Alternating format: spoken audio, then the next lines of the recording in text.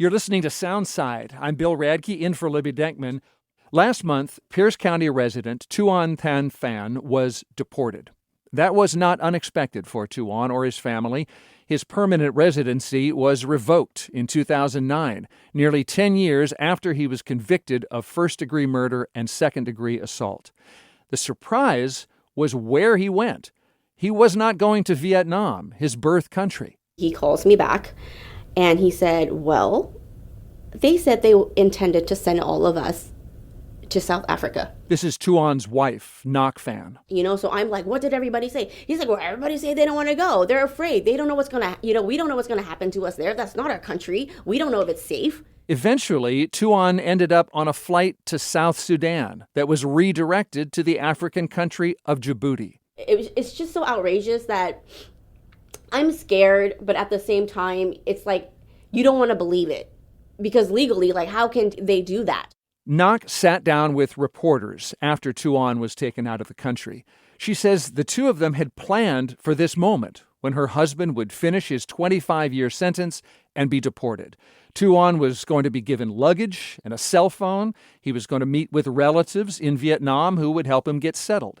And Ngoc was going to join him there. We've accepted it. We planned for it. And we were looking forward to it, And then in the middle of the night, they picked him up and sent him to South Sudan, or attempted to. The flight was part of a push by the Trump administration to remove convicted visa holders from the United States. Everything that was done up to this point, right? My communication with his ICE officer, him filling out, this declaration form, providing names of people that's going to pick him up at the airport.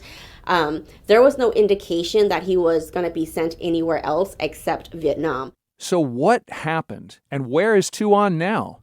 KUOW's race, identity, and immigration reporter Gustavo Sagrero Álvarez reported on this story, and he joins me now. Thanks for being here. Mm-hmm. I said a little bit there, but will you tell us more about Tuan Thanh and Ngoc Phan?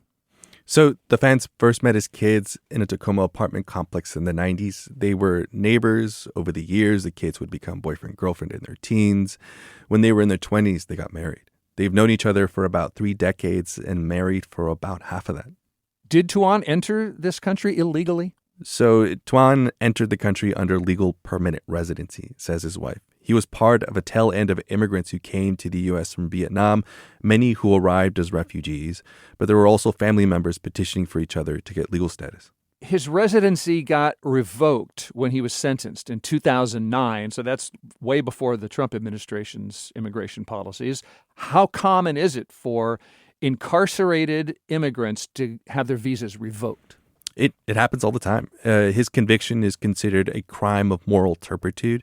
It's a long list of crimes, but murder is at the top. They can be ignored so someone can get legal status, but there's a lot that goes into the decision. Tuan didn't get that. The Washington Department of Corrections often receives what's called an ICE detainer, which means when someone finishes their time in state lockup, ICE will come to pick them up in efforts to deport them. Over the past 10 years, over 1,500 people have been picked up this way in the state of Washington, including Tuan. But why was he sent to South Sudan instead of Vietnam? It's not really clear. Tuan had signed and submitted paperwork to his ICE officer to be deported to Vietnam a little under 2 weeks before he was actually flown out to South Sudan. In a press release naming Tuan, the Department of Homeland Security says he is the type of person they want to deport out of the country, but they didn't explain why they sent him to South Sudan instead of Vietnam. The Trump administration says the home countries of Tuan and others on this flight wouldn't take him.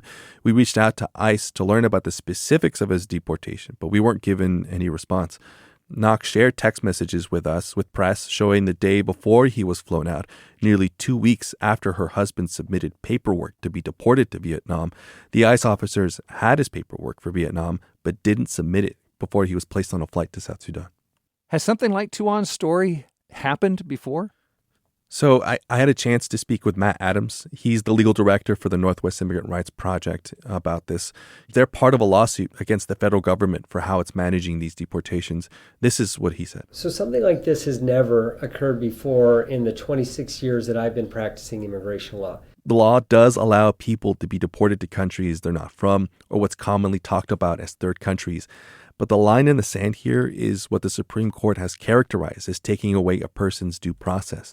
In Tuan's case, his due process is all about getting time in front of a judge to protest his deportation to South Sudan, especially since he already filed paperwork to be sent to Vietnam, which seemed that it wasn't processed, and share any credible fear he might have for being deported to South Sudan. His wife even pointed out earlier this year the Secretary of State issued a travel advisory for South Sudan.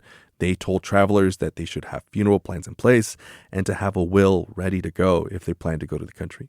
South Sudan just seems so different from Vietnam. What do we know about how ICE decides where to send people who, for some reason, can't return to their home country? That's a really good question. It has to do with a lot of different factors, but that includes the politics of the country, how that meshes with the politics and diplomacy with the U.S., and the safety concerns for the people expected to be deported. In Tuan's case, Vietnam has taken in deportees from the U.S., but because he arrived in the U.S. before 1995, the Vietnamese government might be less likely to take him back. But really, that's neither here nor there, considering the paperwork never seemed to be filed in the first place. One of the people on the flight with Tuan is from South Sudan, but all of them will now have to be given time in front of a judge to plead for their cases. A federal judge granted a temporary restraining order last month preventing migrants from being sent to third countries. Why was this flight allowed? That's the thing. According to the judge overseeing a class action lawsuit over these third country deportations, the federal government trying to do immigration enforcement ignored the courts in this circumstance. This is Matt Adams again, who's a little bit more candid about his thoughts. Apart from the blatant illegality of it, I mean, the other thing that constantly stands out in my mind is like how much money, the millions of dollars that are being spent in these PR stunts. Gustavo, how new is this practice of bringing deported immigrants to third countries? So deporting people to third countries isn't new, and in some cases it's preferential for safety reasons, as we've kind of laid out already.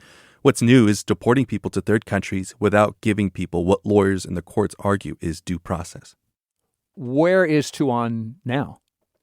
NPR National reports him and others that were expected to be deported to South Sudan are currently being held in the African country of Djibouti. As of yesterday, attorneys haven't been able to get in touch with Tuan or others to prepare him or the others for their time in front of an immigration judge. Attorneys have not been able to get in touch with him. What about his wife? Has not been able to speak with Tuan since he left? So nearly every morning leading up to him being sent to South Sudan, he would call her so they could plan for the future. The last time she spoke with him was the day before he was flown out a little over 2 weeks ago. What happens next for Tuan and Ngoc? So they're in their 40s, no kids. Vietnam was supposed to be part of like a 3 to 5 year plan for the couple to start a new life again. But now Tuan is supposed to be in front of an immigration judge in the next few days to plead for his case. But as of yesterday, again, the federal government hasn't given them a chance to speak with immigration lawyers who expected to give him legal counsel. KUOW's race, identity, and immigration reporter, Gustavo Sagrero Álvarez, thank you for joining us. Sure thing. And you can read Gustavo's full story. The headline is, "A Pierce County man expected to be deported to Vietnam. Instead, ICE routed him to South Sudan." And that's at our website, KUOW.org. Thanks for listening to Soundside. This show is only possible because listeners support us. If you're able to give right now, please check out the show notes for a link to donate. And don't forget, you can listen live on KUOW 94.9 FM Seattle at noon and 8 p.m., Monday through Thursday, or anytime online at KUOW.org.